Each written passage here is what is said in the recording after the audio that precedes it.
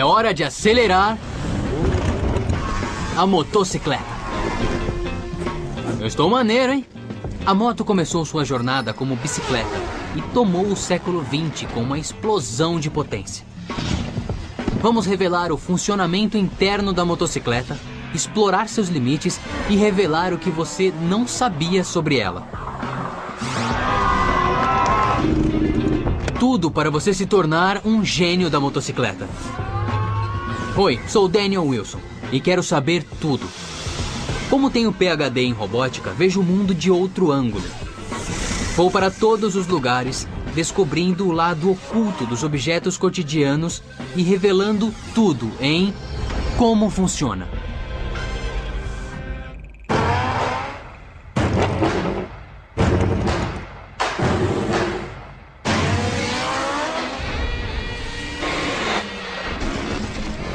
Você pode amá-la ou odiá-la, mas o poder da motocicleta é inquestionável. 200 milhões de pessoas no planeta andam de motocicleta. 97% delas fora dos Estados Unidos. Só no país é uma indústria de 27 bilhões de dólares, que triplicou nos últimos 10 anos. As motocicletas foram responsáveis por um século de inovação mecânica. Com velocidades de 560 km por hora e saltos de até 90 metros. Mais velozes, elas vão mais longe e mais alto. Nós as desafiamos e elas nos desafiam. É um círculo vicioso. Mas o que é uma motocicleta? Acredite ou não, isso é um assunto muito discutido entre os entusiastas. Estritamente falando, uma motocicleta é qualquer veículo com duas rodas alinhadas, movido por um motor. Na verdade, começaram como pouco mais que bicicletas com motores rústicos. Mas hoje há centenas de fabricantes.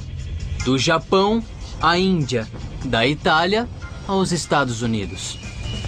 Elas são um fenômeno global e uma aula de física. Velocidade, aceleração e torque. A mesma física que mantém uma moto de pé e andando faz os planetas girarem em torno do Sol e a Terra rodar sobre seu eixo. Mas para alguns, só uma equação interessa. Motocicleta é igual a velocidade. Em 7 segundos, essas motos turbinadas vão de 0 a 380 km por hora e vencem uma distância maior que 3 campos de futebol americano. Linha 1, linha 2. Tal aceleração gera até 8 Gs de força. 8 vezes a força da gravidade. Mais do que os astronautas sentem durante o lançamento de um ônibus espacial. Para esse desempenho, as motos consomem 1 litro de combustível por segundo. E não apenas gasolina, usam combustível de foguete. É óxido nitroso. Mas você deve conhecê-lo por outro nome: gás hilariante. Os dentistas usam o óxido nitroso porque provoca um profundo relaxamento. Em doses maiores pode até causar alucinações. Mas os corredores o usam porque se decompõe a altas temperaturas e aplicam mais oxigênio ao motor do que o ar atmosférico. O óxido nitroso é mais ar denso. Para queimar mais, o motor da moto precisa de mais ar. Todo esse oxigênio produz muito calor, tanto que pode derreter o motor. Mais calor gera mais energia. E mais energia significa mais velocidade. O que torna o controle da moto extremamente difícil, certo? Na verdade, não. Na física das motocicletas, a velocidade gera estabilidade. Como Funciona apresenta Motocicletas e Você. Esse é Martin Hackworth. Além de fanático por motos, ele também é professor de física. Usando uma correia presa a uma roda, ele explicará como a moto se mantém de pé. O sistema é inerentemente estável porque está girando. Enquanto gira velozmente, a roda tenta conservar o momento angular. Segundo o princípio do momento angular, um corpo que gira tende a continuar girando. Funciona assim. Uma roda parada cai facilmente. Mas quando começa a girar, desenvolve o momento. Se tentar derrubá-la agora, uma força contrária a empurrará na direção oposta. Isso é o momento angular, motivo pelo qual a velocidade da moto a mantém de pé e andando.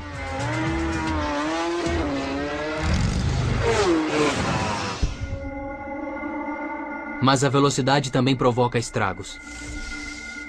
A cada ano, nos Estados Unidos, ocorrem mais de 100 mil acidentes de moto. 88% dos quais causam ferimentos ou morte. Vim até a motoescola Training Wheels para aprender a dirigir com segurança. 93% dos acidentados aprenderam sozinhos e sofrem acidentes porque não conhecem a estratégia mental e as técnicas físicas. Eles hesitam. Muitas de nossas suposições sobre as motos estão equivocadas. Não é a agressividade que causa mais acidentes. É a hesitação. Aqui você vai aprender a estratégia mental e também todas as técnicas físicas para não hesitar. A primeira providência é se proteger. Me responda, qual é o primeiro lugar que a pessoa bate quando cai? A barriga, as pernas, Continue tentando. cabeça. É isso. É a cabeça a parte mais atingida nos acidentes. E uma região específica da cabeça é a que mais sofre. E qual é o lugar específico que o motoqueiro bate? O rosto? Infelizmente, o queixo. 19% o lado direito do queixo e 15% esquerdo. E qual o local menos atingido? Só pode ser o alto da cabeça. Isso mesmo, o alto. Acidentes de moto podem gerar forças de até 100 Gs. O equivalente a um carro de corrida batendo numa parede a 300 km por hora. E se pica-paus batem a cabeça em árvores com 1.200 Gs de força, a cabeça humana só suporta impactos de aproximadamente 300 Gs. Os fabricantes de capacetes usam 2 camadas. A camada externa é feita de uma substância dura que não deixa nada entrar, mas, no caso de um acidente, deforma. A cabeça vai para frente e algo precisa absorver o choque, e é esta a camada. A dura camada externa é feita de fibra de vidro e plástico policarbonado. E o interior geralmente é de poliestireno, também chamado de isopor. O capacete salva vidas ao levar em conta a estrutura fisiológica da cabeça humana. O cérebro flutua numa espécie de geleia dentro do crânio. Crânio e cérebro movem-se em alta velocidade sobre a motocicleta. Mas se o crânio de repente parar de se mover numa batida, o cérebro continuará e atingirá o interior do crânio, sofrendo um grande trauma. É a primeira lei de Newton. Um corpo em movimento tende a continuar em movimento. Mas se a rápida desaceleração for contida em apenas 2 ou 3 milissegundos, é possível sobreviver. É o mesmo princípio por trás das zonas de deformação controlada em carros, que aumentam a duração do impacto e distribuem a mudança de velocidade ao longo de um tempo maior, reduzindo a força do impacto.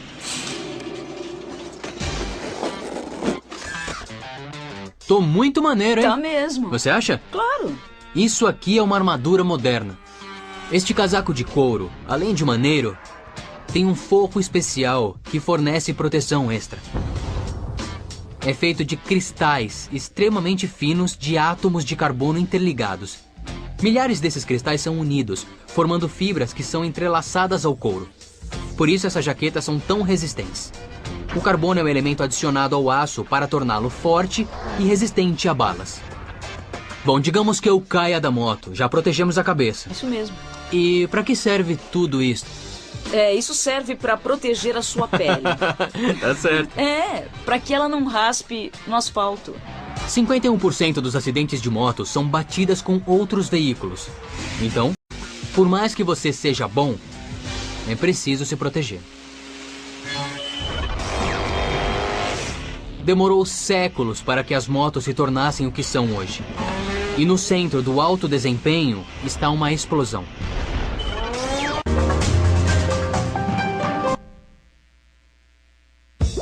Da cultura pop à subcultura, a motocicleta é um símbolo de liberdade e autoexpressão.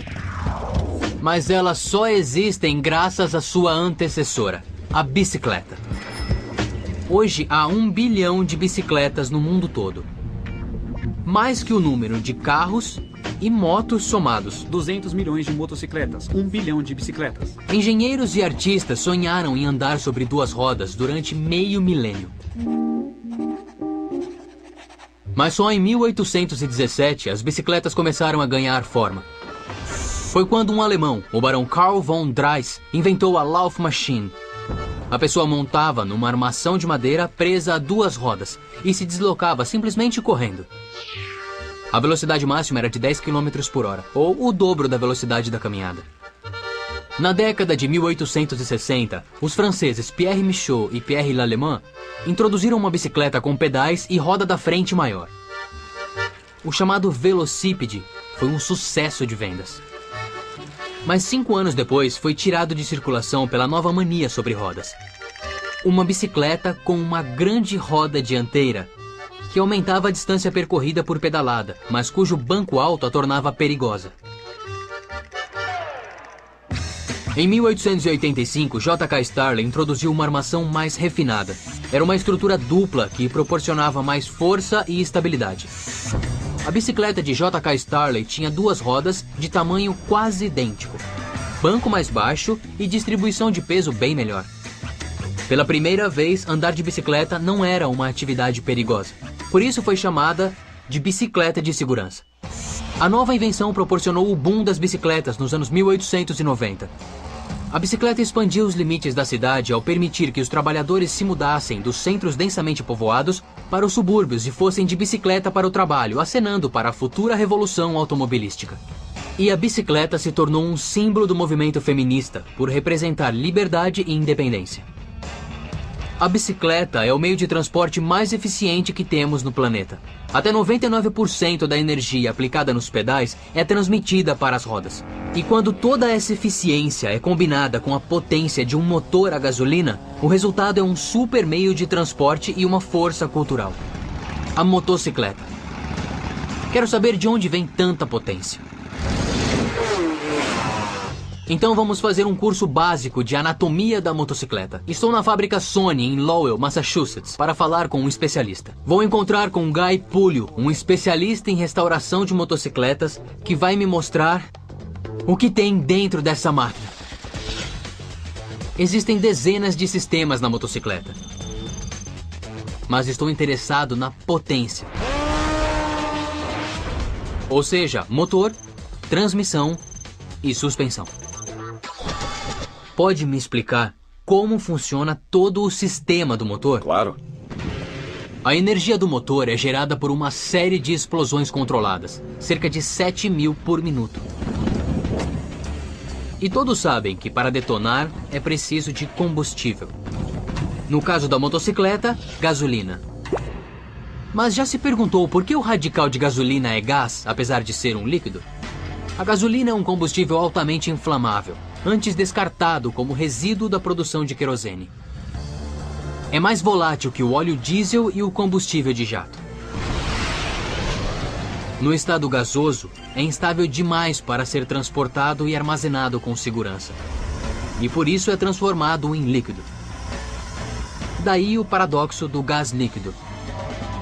Tem muita gasolina aqui dentro. Sim. É muito inflamável e explosiva. Exato. Passa pelo carburador e se mistura com ar. A gasolina líquida não queima, mas quando se mistura com o ar no carburador, volta a tomar a forma gasosa, muito mais volátil. Temos o combustível. Falta transformá-lo em energia. Essa é a tarefa da misteriosa peça de metal sob o banco, o motor. Vamos conhecer suas partes. O ciclo começa com a admissão. O pistão desce reduzindo a pressão dentro do cilindro e retirando o combustível. Ao voltar, o pistão pressiona o combustível e uma vela de ignição dispara, acendendo.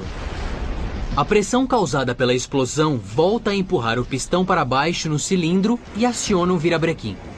O cilindro é o coração de todo o ciclo, o local em que a energia é transformada em trabalho. Por último, resíduos como monóxido de carbono são expelidos pelo escape e saem do motor. Admissão, compressão, combustão e escapamento. Em velocidades de estrada, são cerca de 50 ciclos por segundo ou 200 mil ciclos por hora, que se traduzem em 80 cavalos vapor, no caso da motocicleta média. Mas isso significa que uma motocicleta equivale a 80 cavalos? Não exatamente. O termo cavalo-vapor foi cunhado por James Watt em 1782, enquanto usava pôneis para extrair carvão de minas. Ele calculou que um pônei médio era capaz de extrair 30 mil Nm por minuto, mas pôneis vapor parecia um pouco fraco. Então ele acrescentou mais 50% e chamou de cavalo-vapor. Porém, Watt era um pouco otimista quanto à capacidade do cavalo. Um cavalo de verdade é capaz de produzir 15 cavalos-vapor durante alguns segundos. Mas por longos períodos de tempo, um cavalo consegue produzir apenas 3/4 de um cavalo-vapor. O motor gera uma potência tremenda. Cerca de 5.000 RPMs ou giros do virabrequim por minuto. Se o virabrequim fosse diretamente ligado às rodas, a motocicleta teria apenas uma velocidade, 96 km por hora. É aí que entra a transmissão. Essa fase transmite a energia do motor para as rodas e a regula para cima e para baixo, por meio da caixa de câmbio. As marchas aumentam e diminuem a força rotacional. O virabrequim gira em torno de 85 vezes por segundo, mas as rodas da motocicleta só precisam girar 70 vezes por segundo para manter velocidades normais. A maioria das bicicletas tem em torno de 20 marchas. As motocicletas têm apenas 4 ou 5. Tudo bem, agora que as rodas estão girando, precisamos mantê-las no chão. Para isso serve a suspensão. O que impede que a vibração faça a moto em pedaços? A função mais importante da suspensão não é a que você talvez imagine. Muitos pensam que a suspensão serve para absorver o impacto e dar conforto ao motociclista. Mas o principal é que a suspensão permite à moto avançar mantendo suas rodas em contato com a rua. Por mais potente que seja o motor, se as rodas não tocarem o chão, a moto não sairá do lugar. As rodas estão presas ao quadro por um braço oscilante e amortecedores atrás e um garfo telescópico na frente. Essas peças se expandem e retraem para manter a tração das rodas em superfícies irregulares. A roda traseira está presa a um braço oscilante, que é como um pivô no quadro. Os amortecedores dão mobilidade à roda. A suspensão evoluiu devido aos solavancos sofridos pelos motociclistas. As motos antigas eram tão duras que sacudiam os ossos. Mas, na verdade, não eram as motos rústicas que causavam tantos solavancos. Eram as estradas primitivas. As estradas do século XIX eram feitas de pedras arredondadas, o que era bom para os pés, mas nem tanto para veículos como motocicletas e carros. Então, os engenheiros desenvolveram suspensões para amortecer o tranco. Depois, as pedras deram lugar ao asfalto, mas a suspensão permaneceu.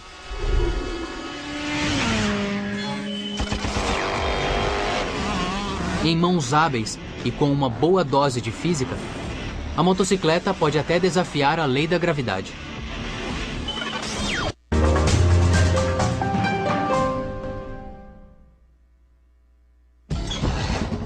Do motor à roda. Já aprendemos muito sobre a potência da motocicleta. Mas a chave para a aceleração extrema não é só potência, e sim outro fator: o peso. é a relação entre potência e peso que mede a força de um veículo. Um carro médio tem um motor potente, mas também é pesado, o que torna baixa a relação entre potência e peso. Um carro da NASCAR tem um motor muito mais potente, tornando a relação maior. Mas uma moto de rua de alta performance é tanto extremamente potente quanto leve, dobrando a relação entre potência e peso em relação ao carro de corrida e duplicando-a em relação a um carro normal. Isso nos dá uma visão totalmente diferente da corrida de motocross. O motocross é um tipo de corrida realizado em circuitos off-road. Prova de cross-country. As condições podem ser traiçoeiras, especialmente quando 40 motociclistas competem ao mesmo tempo. É a corrida de motocicleta mais popular dos Estados Unidos, com mais de 100 mil corredores participando a cada ano. Mas o motocross tem uma origem marcadamente internacional. Evoluiu a partir das corridas off-road britânicas, que começaram em 1924. O esporte logo cruzou o Canal da Mancha e ganhou o nome de motocross na Bélgica, nos anos 30. Virou moda nos Estados Unidos nas décadas de 60 e 70 e vem crescendo desde então, com motos mais leves e potentes. Mas não são apenas as motos que fazem força. A pulsação dos pilotos sobe a 190 batimentos por minuto ao longo de meia hora. Em comparação, o batimento de campeões de atletismo atinge apenas 150 BPM, e durante períodos bem menores. Quando subimos na moto, sabemos que estamos dando tudo o que nós podemos. A adrenalina que sentimos quando tem mais de 20 motos na pista e todos fazemos uma curva, ainda não encontrei esporte igual a esse. Da poeira do motocross emergiu a evolução seguinte do esporte. Chama-se freestyle e deu uma nova direção ao motociclismo.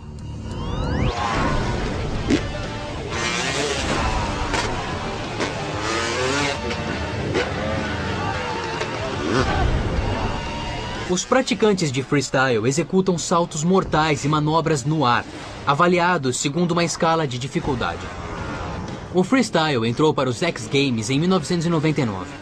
3 anos depois, em 2002, Caleb Wyatt maravilhou o mundo com o primeiro giro para trás, ou backflip, que logo foi cobiçado por todos os praticantes de motocross.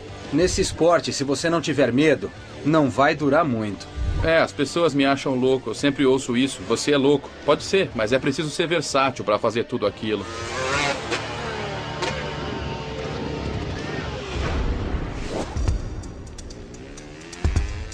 Os saltos no freestyle levam ao extremo a relação entre potência e peso ao criar um momento em que todas as forças estão equilibradas, tornando a moto e o piloto totalmente sem peso. A gente ganha altura, o corpo começa a flutuar no ar sobre a moto e aí a gente pode fazer os truques que a gente quiser. Quando o salto começa, o piloto acelera na curva ascendente da rampa. A moto sai da rampa, mas o impulso continua a levá-la para cima. Por enquanto, a moto continua subindo. Sua aceleração é mais alta que a gravidade. Em certo ponto, a ação da gravidade e a aceleração se equilibram perfeitamente. É um momento de ausência de peso, em que o piloto parece suspenso no ar. Mas o que pode estragar tudo é o vento. O vento nos afeta muito. Acredite ou não, rajadas de vento mexem muito com a moto. A 10 metros do chão, basta um ventinho, basta uma brisa, e isso pode nos fazer perder todo o controle.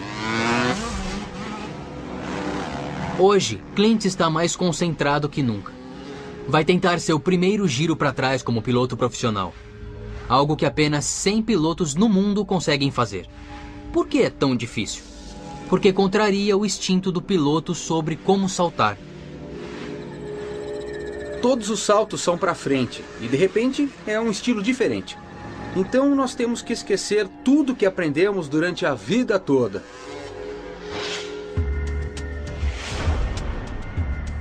No giro para trás, o piloto precisa usar o corpo todo para que a moto vire em torno de seu centro de gravidade. Quando a moto deixa o topo da rampa, o piloto empurra o quadril para trás puxa a frente da moto sobre a cabeça e empurra a moto para baixo com as pernas. Agora o piloto está literalmente de ponta cabeça. A moto termina a rotação e completa a manobra uma fração de segundo antes de aterrissar. Mas tem um segredo. Muitos acham que o giro é de 360 graus, mas não é.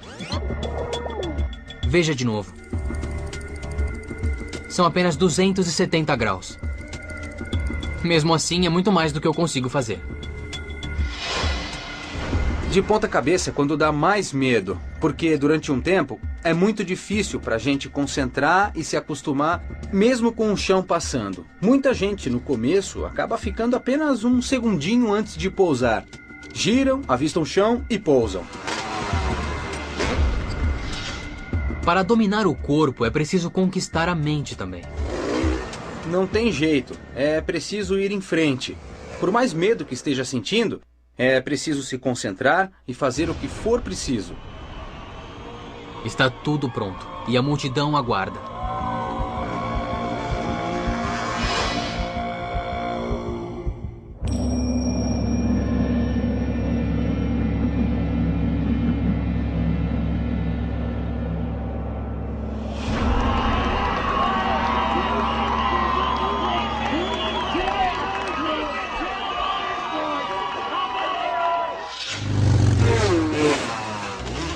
O motocross é apenas um exemplo da radicalidade da motocicleta.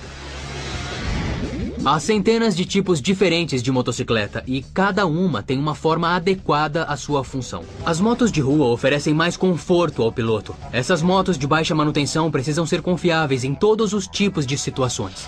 As motos de corrida são mais leves para aumentar a velocidade, mas os motores de alto desempenho não são econômicos. Para que sejam aerodinâmicas, os bancos forçam o piloto a se inclinar para frente. O conforto não importa. As motos militares são reforçadas. Sacrificam velocidade e agilidade por blindagem, suporte para metralhadoras e sidecar. E em algumas motos, como a Chopper, o que importa é a aparência. Suas muitas peças cromadas têm como único fim chamar a atenção. De fato, as Choppers são muito discutidas nos círculos de aficionados. E vamos entrar no meio da batalha.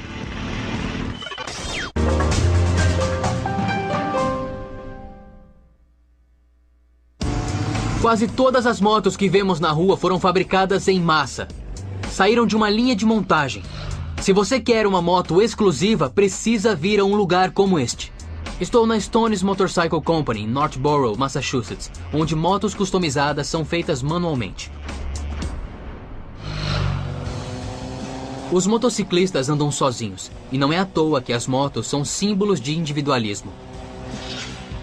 As motos customizadas vão além. A personalidade do dono é embutida na moto. É um negócio lucrativo em que compradores desembolsam mais de $100 mil por uma moto.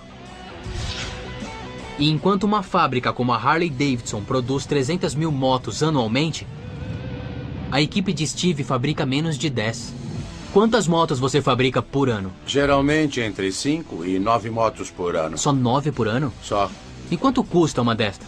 Varia de $20 mil a mais de $70 mil. Hoje, as motos customizadas fazem lembrar outras. As Chopper. Motos extravagantes que afirmam mais a aparência que a qualidade. É irônico, considerando que as originais só pensavam no desempenho. A Chopper nasceu na esteira da Segunda Guerra Mundial, com pilotos de caça que buscavam um substituto para a emoção do combate aéreo. Muitos pilotos de caça tornaram-se motociclistas quando voltaram da guerra. Que legal. Gostavam de velocidade e como consegui-la, tornando as motos mais leves, e então começaram a desmontá-las. Eram os mesmos pilotos que faziam marcas nas laterais dos bombardeiros? Isso mesmo. Quando voltaram, em vez de aviões, tinham motocicletas. Sim, eram um pouco loucos, e foi assim que começou os Hells Angels. Formaram um clube e começaram a tradição da Chopper.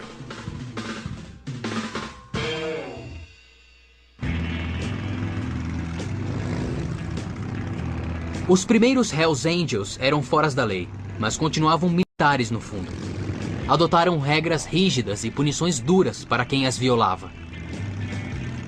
Membros usavam emblemas nos casacos de couro para exibir o clube a que eram filiados, tal como faziam com os distintivos na guerra. Hoje, os Hells Angels têm mais de 400 seções em 13 estados e 25 países. Estima-se que existam 3 mil membros no mundo todo. E se hoje são famosos por suas loucuras? No passado, eles só pensavam em motocicletas. Assim como Steve. Ele faz motos chopper ao modo clássico. Desmontadas, reconstruídas, leves, fortes e velozes. Começa pelo quadro. É muito importante acertar essa parte. Depois do motor, o quadro é a parte mais importante da motocicleta. É o esqueleto que sustenta tudo junto. Centenas de horas de projetos de fabricação garantem que cada quadro seja perfeito. E por que são tão difíceis de construir? Por causa do equilíbrio. Para ficar em pé, um veículo de 2 rodas precisa estar perfeitamente balanceado, para frente, para trás, para direita e para esquerda. Uma moto bem balanceada se orienta sozinha. O segredo do equilíbrio é a posição do motor no quadro. O menor desajuste pode desequilibrar perigosamente a motocicleta. No começo, houve até quem colocasse o motor sobre a roda dianteira. Outra moto popular tinha os cilindros do motor dentro da roda. Então, em 1901, 2 exilados russos que viviam em Paris, Eugene e Michel Weiner, tentaram alguma coisa diferente. Criaram um quadro em que o motor ficava mais baixo que de costume, entre as rodas. Isso baixou o centro de gravidade, tornando a moto muito mais estável a velocidades baixas. E foi assim que surgiu o esqueleto da motocicleta moderna. Este tubo forma a espinha dorsal da moto. Tá legal. Então, eu estou segurando o esqueleto da motocicleta. Isso. O primeiro passo é dar forma ao esqueleto. Por isso nossos quadros são tão fortes. Esta máquina com 14 bar de pressão está tentando dobrar o tubo. Este é o maior tubo usado no ramo da motocicleta. Tem 5 centímetros. Ninguém o usa. A Harley-Davidson usa tubos de 4,5 centímetros. O tubo precisa ser amplo, porque levará um segredo. Óleo. O quadro que vamos construir hoje terá óleo dentro. Como? Vocês vão injetar óleo através do quadro? Sim, legal. É lubrificante para o motor e ajudará a esfriar o motor. Ah, sei. Porque a parte dianteira do quadro agirá como um radiador para manter o motor mais fresco que o da Harley. Ter óleo no quadro também elimina a necessidade de mais um tanque, otimizando a moto e tornando-a mais leve. A próxima peça é o pescoço. Tudo começa com o pescoço. Ele determina o ângulo da moto.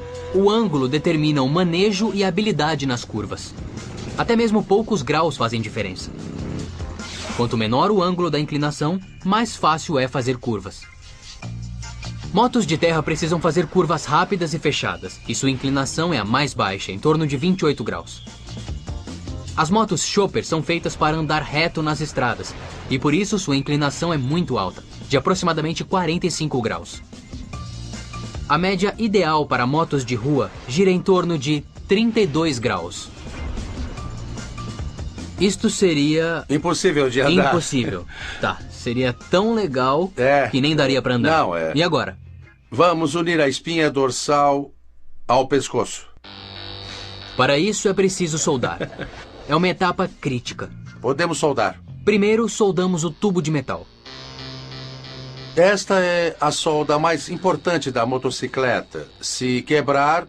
acabou. Já era, é o fim. Que demais.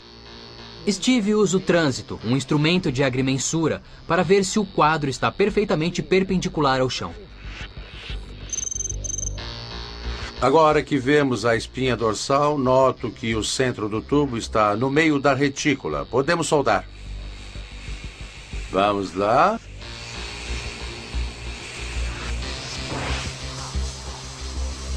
O quadro é pintado e recebe uma camada de poliuretano que protegerá a moto de raios ultravioleta e mau tempo.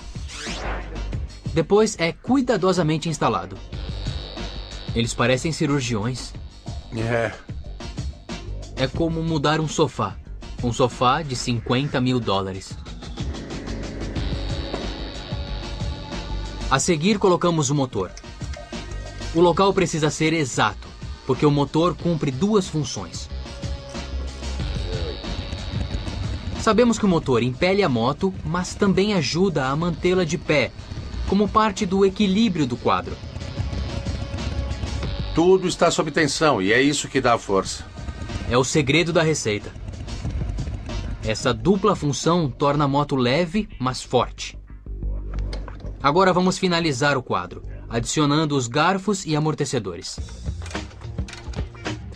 Isso tem que ficar perfeito, não é? Agora vem a parte realmente crítica. Não se trata só de fazermos tudo o mais perfeito que pudermos. Também temos que pensar nas pessoas que vão andar na moto. Brian permite que eu participe dessa tarefa importante. Acontece sempre que eu ergo isto aqui. Opa! Droga. Steve, isso é tão bom que você chegou flutuando. Estou um pouco suado, mas estamos conseguindo. Tô colocando um pouco de mim na moto. É isso. Um pouco de Daniel Wilson na moto. Podemos cobrar mais por isso?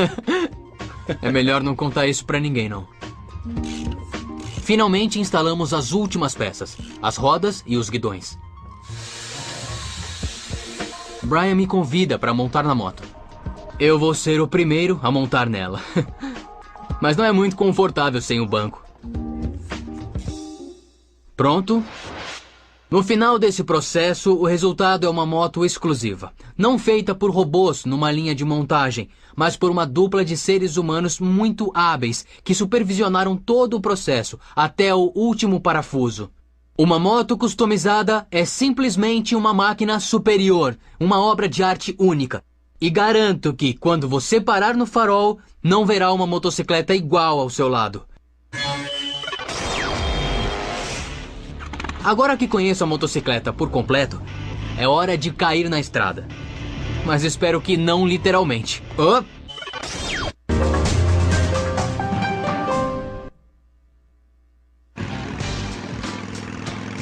A cada ano, motocicletas percorrem 19 bilhões de quilômetros só nos Estados Unidos. Estão entre os veículos mais velozes do planeta. Mas para que fiquem de pé, é preciso canalizar e colocar as leis da física em ação. E o equilíbrio dessas forças é mais precário que nunca em uma das manobras mais arriscadas. A curva. Dos 100 mil acidentes de moto nos Estados Unidos a cada ano, mais de 20% ocorrem durante curvas. Por quê? Porque não basta virar a motocicleta. É preciso incliná-la para o lado. Devido ao forte momento angular, inclinar uma moto não é fácil. Motos em alta velocidade resistem a mudanças bruscas de direção. Para inclinar uma moto, é preciso uma manobra anti-intuitiva. Manobrar uma moto é direção contrária. Entendi. Isso significa que você dirige a moto na direção oposta à que quer virar. Sabemos que o momento angular gera uma força contrária que estabiliza as rodas da motocicleta, mantendo-as de pé. A direção contrária usa essa força contrária para levar a moto a fazer a curva.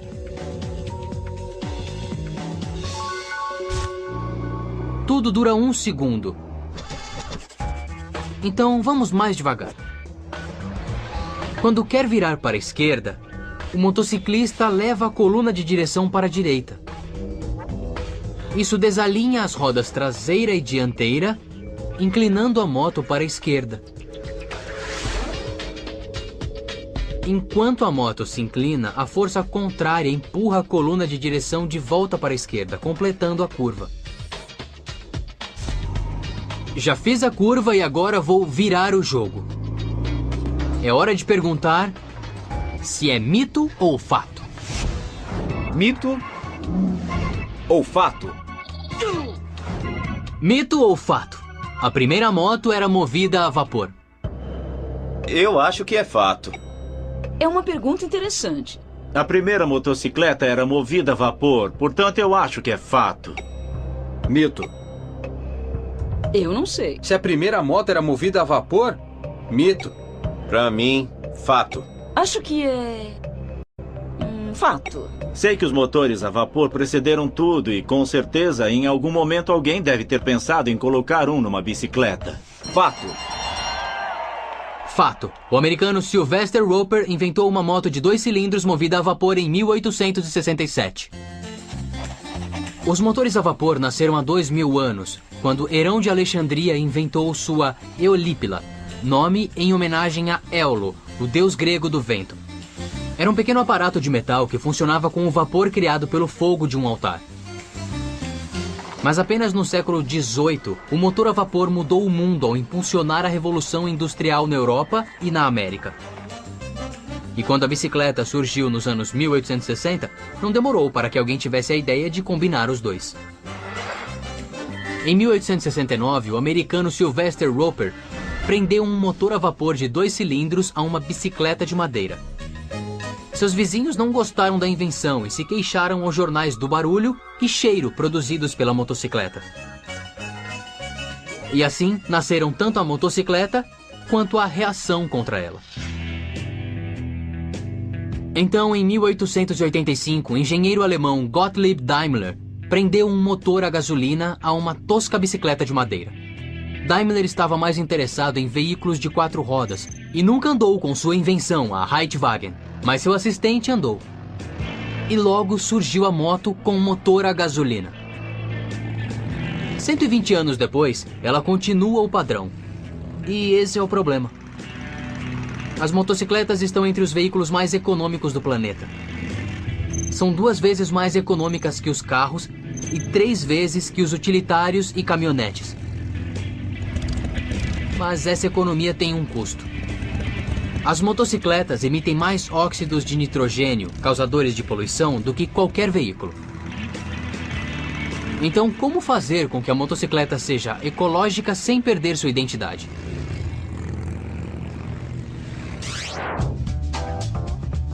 Esse é o problema que engenheiros como Brian Wiseman tentam resolver. Brian é diretor do projeto Inertia, que visa criar a primeira motocicleta elétrica produzida em massa. A parte mais difícil de projetar uma moto elétrica é psicológica. Fazer os motociclistas esquecerem que não estão em suas grandes consumidoras de gasolina. Numa moto comum, quando você acelera, tem um intervalo entre a entrada de gasolina e a injeção do motor para fazer a roda traseira girar. Neste caso, tecnicamente, não tem intervalos, é só virar isto e pronto. A resposta é tão rápida que teremos que suavizá-la um pouco para que a resposta seja mais macia quando a pessoa parar num farol ou dar partida. Mas para ter sucesso, Brian precisava fazer com que a Inertia se parecesse com uma motocicleta. Seu projeto relembra as motos British Café Racer dos anos 50 e 60. Nessa época, as motos tinham personalidade. Parecem com uma motocicleta em aparência e desempenho, mas não poluem o ar. A diferença? 6 baterias de íon lítio e um motor elétrico, em vez de um tanque de gasolina e um motor de combustão interna. O que torna esta máquina tão eficiente é este motor elétrico aqui que move a roda traseira diretamente. Esse é o destaque. Esse pequeno motor tem eficiência de 90%. E qual é a eficiência padrão de uma moto movida a gasolina? Geralmente, um motor de combustão interna tem apenas 20% de eficiência. Espere, ele disse mesmo o que eu ouvi? É verdade. O motor de combustão interna perde 80% de sua energia ao produzir calor e barulho. As baterias são muito mais eficientes e baratas. Quanto custa para encher o tanque? 37 centavos de eletricidade. Legal, até que enfim. Você já está pronto e equipado. Vamos dar a partida. Foi muito fácil. Pronto, ligou.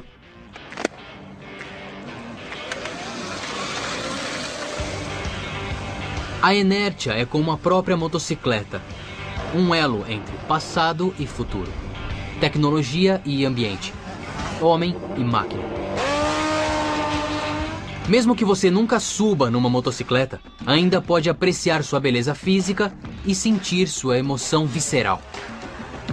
É o veículo que realizou nossos sonhos de cair na estrada. Das bicicletas movidas a vapor a motos que destroem recordes. A história da motocicleta é de tirar o fôlego. E agora que sabe tudo isso, você é um gênio da motocicleta.